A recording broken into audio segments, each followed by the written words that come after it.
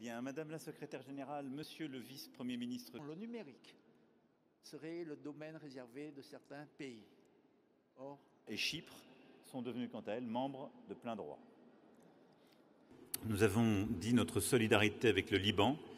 Nous sommes exprimés unanimement en faveur d'un cessez-le-feu immédiat et durable et avons dit notre engagement pour la désescalade des tensions dans la région. Nous voulons la paix et la sécurité pour tous. Immédiat et durable. Et avons dit notre engagement pour la désescalade des tensions dans la région. Et M. Macron, vous avez déclaré dans un entretien à France Inter qu'il fallait cesser de livrer des armes pour mener les combats sur Gaza. Le matériel dit défensif qui est fourni par la France n'est pas utilisé. Nous sommes en solidarité avec la sécurité d'Israël. Et je le dis à 2 jours du 7 octobre, alors même que nous prendrons plusieurs initiatives à cette occasion pour montrer que nous n'oublions rien. Et je le dis en ayant une pensée toute particulière pour les familles de victimes et d'otages. Israël et de sa sécurité. Et là-dessus, c'est sans ambiguïté. Néanmoins, nous essayons aussi d'être cohérents. Et lorsque nous demandons des cessez-le-feu, c'est le cas pour Gaza, ça a aussi été le cas pour le Liban la semaine dernière, eh bien, nous tâchons de ne pas demander un cessez-le-feu tout en continuant à livrer les armes de la guerre. Et je pense que c'est simplement de la cohérence.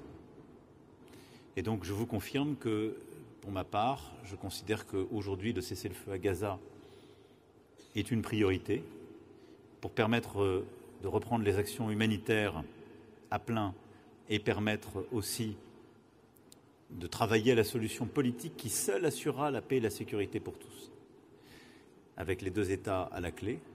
Et pour ce qui est du Liban, nous appelons aussi au cessez-le-feu. L'IF et le Canada tout particulièrement, dont je salue l'engagement, sont mobilisés.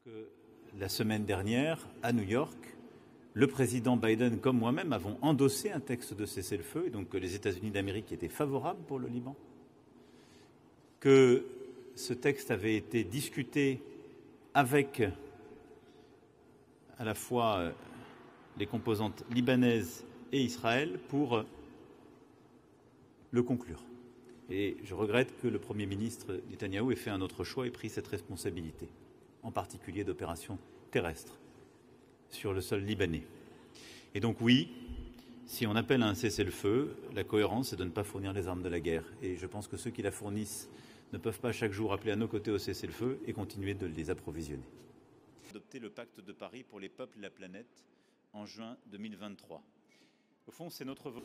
Je voudrais là aussi confirmer, comme je l'ai fait dans mon propos introductif, le fait que nous tiendrons donc dans les toutes prochaines semaines cette conférence de soutien qui a vocation à apporter de l'aide humanitaire et à consolider les efforts de la communauté internationale et à apporter aussi des éléments de soutien aux forces armées libanaises pour sécuriser, en particulier le sud Liban.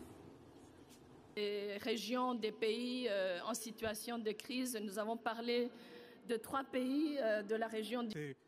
Au cours de ce sommet a été vidé de son sens en OTAN. Et y a-t-il des négociations avec le Hezbollah pour le pousser également à...